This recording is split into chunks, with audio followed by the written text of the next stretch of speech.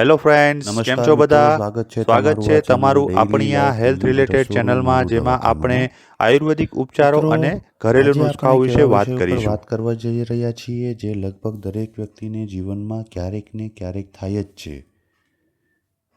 ઉધરસ સામાન્ય સમસ્યા લાગે છે, પરંતુ ઘણીવાર તે શરીરમાં ચાલતી કોઈ બીમારી અથવા સમસ્યાનો સંકેત પણ હોઈ શકે છે.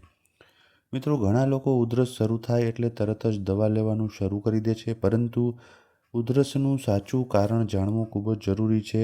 આજે આ વિડીયોમાં આપણે જાણવા માટે પ્રયત્ન કરીશું કે ઉધરસ શું છે, ઉધરસ થવાના મુખ્ય કારણો, ઉધરસના પ્રકારો, ઉધરસ માટેના અસરકારક ઘરગથ્થુ ઉપાયો, કઈ બાબતોનું ધ્યાન રાખવું જોઈએ, ક્યારે ડૉક્ટરની સલાહ લેવી જોઈએ.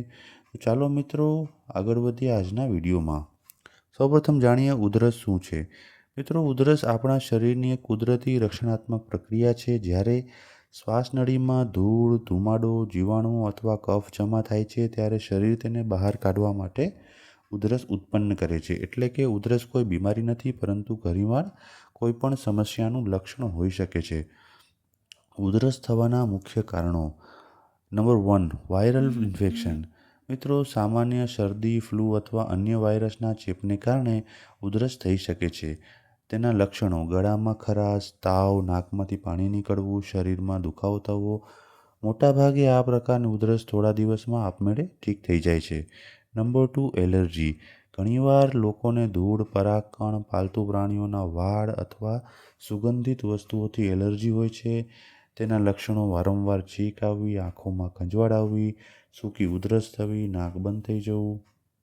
Number 3, asthma. મિત્રો, દમના દર્દીઓમાં ઉધરસ એક મુખ્ય લક્ષણ હોય છે. શ્વાસ લેવામાં તકલીફ થવી, છાતીમાં ભાર લાગવો, રાત્રે વધારે ઉધરસ આવવી, આ તેના લક્ષણો છે. નંબર 4, ગળામાં ચેપ. બેક્ટેરિયલ અથવા વાયરલ ચેપના કારણે ગળામાં સોજો આવી શકે છે. તેના લક્ષણો છે: ગળામાં દુખાવો, ગળું બળવું, બોલવામાં તકલીફ થવી. નંબર 5, ધૂમ્રપાન. મિત્રો, સિગારેટ અથવા બીડી પીવાથી શ્વાસનળીમાં બળતરા થાય છે. આ કારણે સતત ઉધરસ રહે છે, જેને સ્મોકર્સ કફ પણ કહેવામાં આવે છે. નંબર 6, વાયુ પ્રદૂષણ. મિત્રો, પ્રદૂષિત હવા, ધુમાડો અને કેમિકલ્સ શ્વાસનળીને અસર કરે છે. તેના કારણે પણ ઉધરસ થાય છે. Number 7, acid reflux. જ્યારે પેટનું એસિડ ઉપર ગળા સુધી પહોંચે છે, ત્યારે ગળામાં બળતરા અને ઉધરસ થઈ જાય છે. લક્ષણો: છાતીમાં બળતરા થવી, ખાટા ઓડકાર આવવા, સૂતી વખતે વધારે ઉધરસ આવવી, આ તેના લક્ષણો છે. Number 8, pneumonia. મિત્રો, ફેફસામાં ચેક લાગવાથી વારંવાર ઉધરસ થઈ શકે છે. તેના લક્ષણો છે: તાવ, કફ, શ્વાસ લેવામાં મુશ્કેલી. નંબર 9, ટીબી એટલે કે ક્ષયરોગ. જો ઉધરસ 2-3 અઠવાડિયાથી વધુ રહે તો ટીબીની તપાસ કરાવવી જોઈએ. તેના લક્ષણો છે: લાંબી ઉધરસ થવી, વજન ઘટવું, રાત્રે પરસેવો થવો. હવે મિત્રો, આપણે ઉધરસના પ્રકારો જાણશું. તો નંબર 1, સૂકી ઉધરસ. આ પ્રકારની ઉધરસમાં કફ બહાર આવતો નથી. તેના કારણો હોઈ શકે છે એલર્જી, વાયરસ અથવા ગળામાં બળતરા. નંબર 2, કફવાળી ઉધરસ. આમાં કફ બહાર આવે છે. તેના કારણો હોય છે શરદી, બ્રોન્કાઇટિસ અથવા ફેફસાનો ચેપ. નંબર 3, લાંબા સમયની ઉધરસ.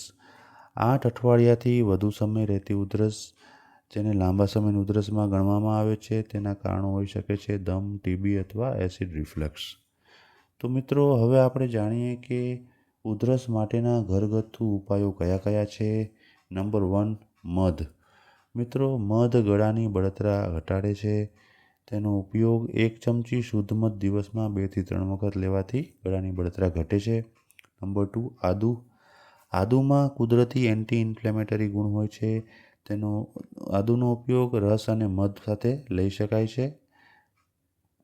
નંબર 3, તુલસી. મિત્રો, તુલસી શ્વાસનળી માટે ખૂબ ફાયદાકારક છે. તેનો ઉપયોગ તુલસીના 5 થી 7 પાન ઉકાળીને તેની ચા બનાવીને લઈ શકાય છે.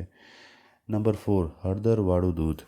મિત્રો, હળદરમાં એન્ટીબેક્ટેરિયલ ગુણ હોય છે. તેનો ઉપયોગ રાત્રે સૂતા પહેલાં ગરમ દૂધમાં અડધી ચમચી હળદર ભેળવી પીવાથી થાય છે. નંબર 5, મીઠાના પાણીના ઘોઘળા.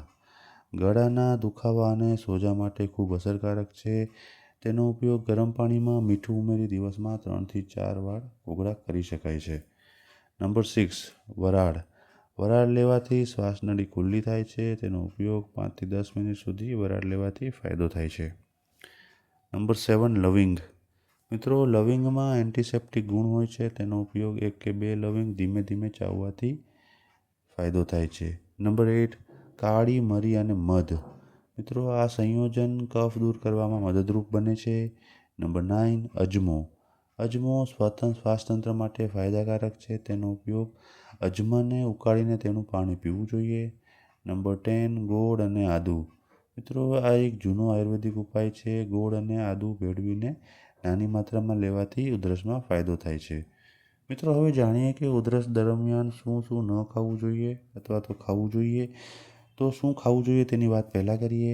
મિત્રો ગરમ પાણી, સૂપ, તુલસીની ચા, લીલા શાકભાજી, ફળો, વિટામિન સી યુક્ત ખોરાક આ બધું ખાવાથી ઉધરસમાં ફાયદો થાય છે. મિત્રો હવે જોઈએ શું ટાળવું જોઈએ.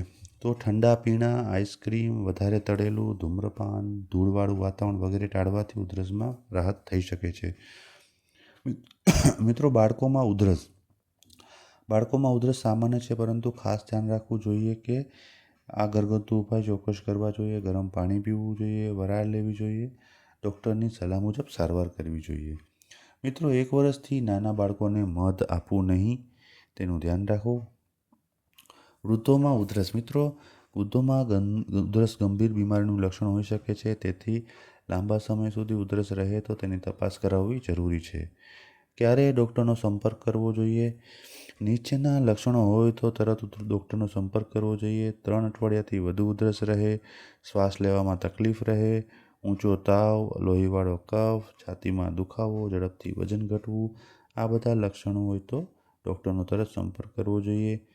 ઉધરસથી બચવાના ઉપાયો. મિત્રો નિયમિત હાથ ધોવા, પૂરતું પાણી પીવું, ધૂમ્રપાનથી દૂર રહેવું, સ્વચ્છતા રાખવી, પૌષ્ટિક આહાર લેવો, નિયમિત કસરત કરવી. આ બધા ઉપાયો કરવાથી તમારે ઉધરસમાં રાહત રહે છે અને ઉધરસથી દૂર રહી શકાય છે. મિત્રો ઉધરસ એક સામાન્ય સમસ્યા છે, પરંતુ તેને હળવાશથી લેવી જોઈએ નહીં. ઉધરસ શરીરનો સંકેત છે કે શ્વાસતંત્રમાં કંઈક ગડબડ છે.